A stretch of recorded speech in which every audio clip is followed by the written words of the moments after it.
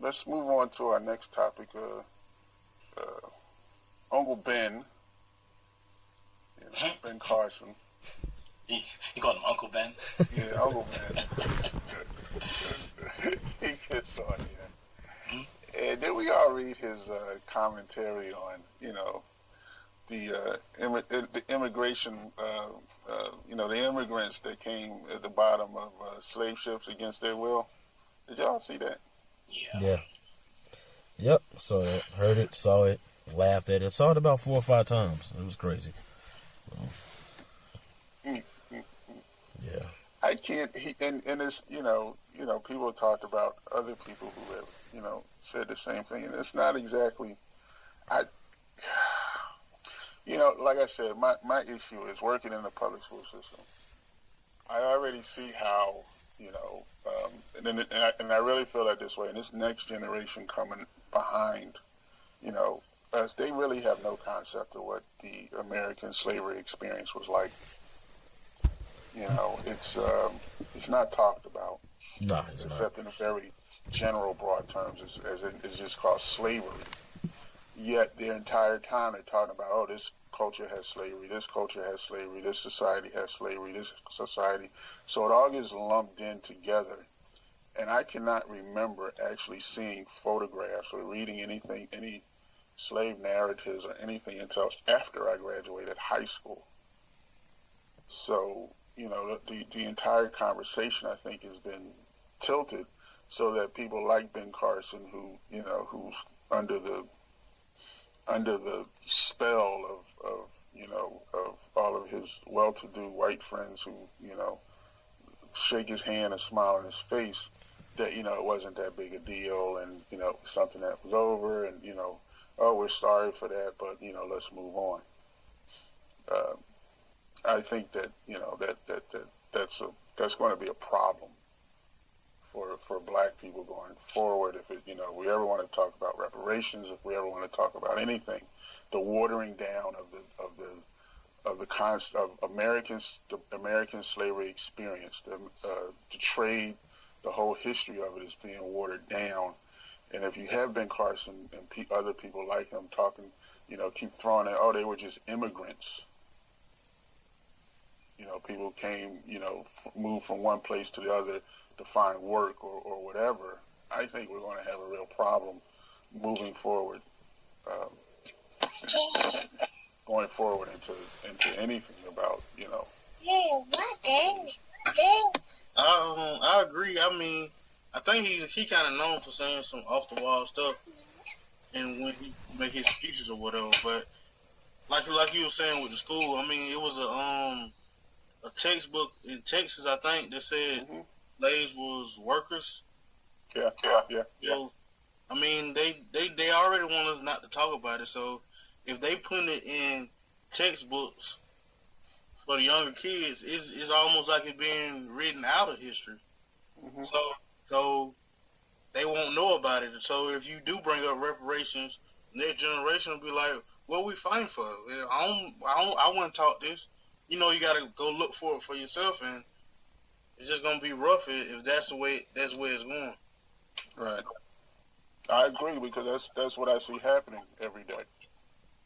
In history classes, I'm at a middle school, and they don't even get to talk about American history until they start 9th grade. So for 9 years, they got this watered down general concept of slavery as something that happened a lot of different places. And, Ben Carson, like I said, the issue is not so much of, is the issue of him bringing that up and continuing to muddy the water. And that's exactly what he's doing. He's muddying the water, and for the uneducated or the uninspired, they don't know. I don't think that there is no textbook that I've ever seen, that shows,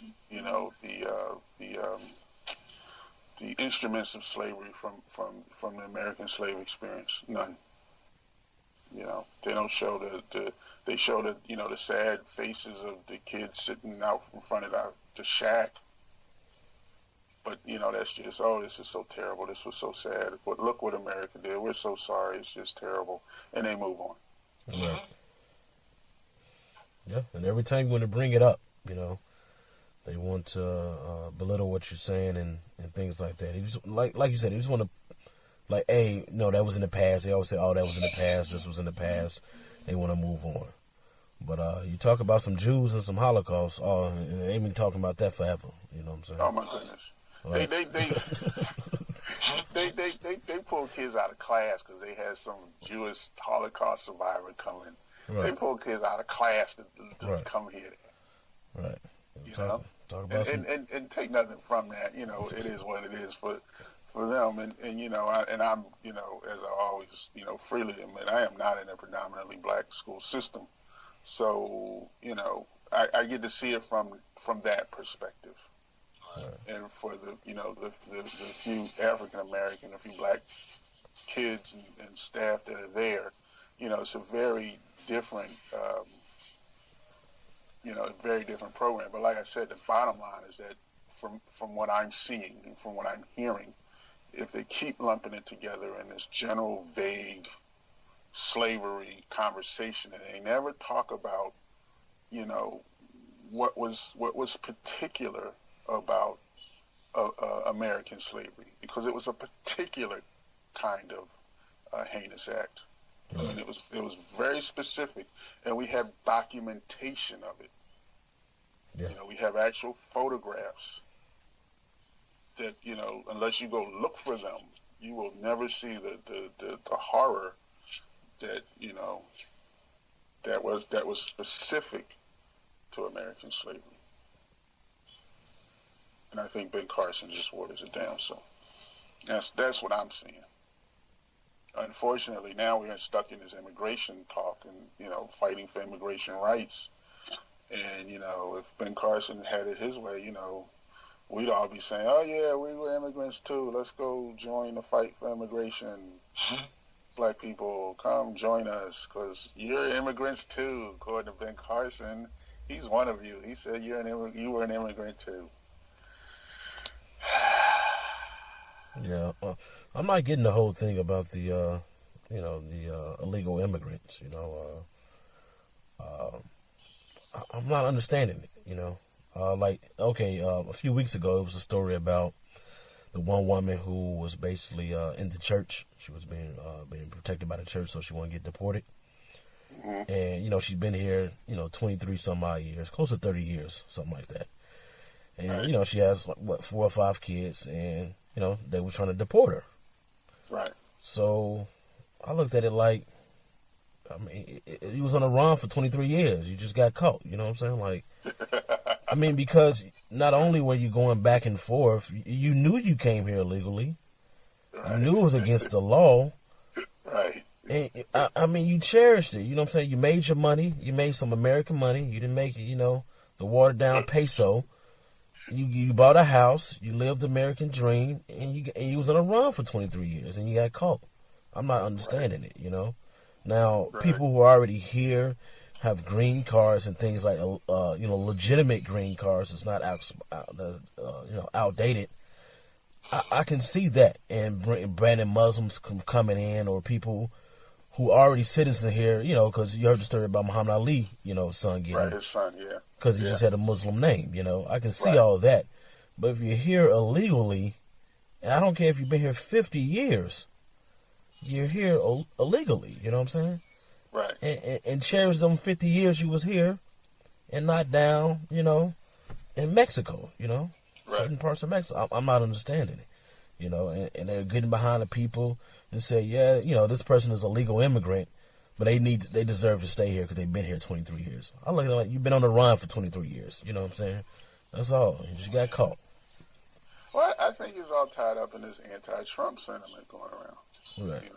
Anything the man does is just wrong. So, anything that people can jump on and harp on, and you're absolutely right about, your viewpoint on that.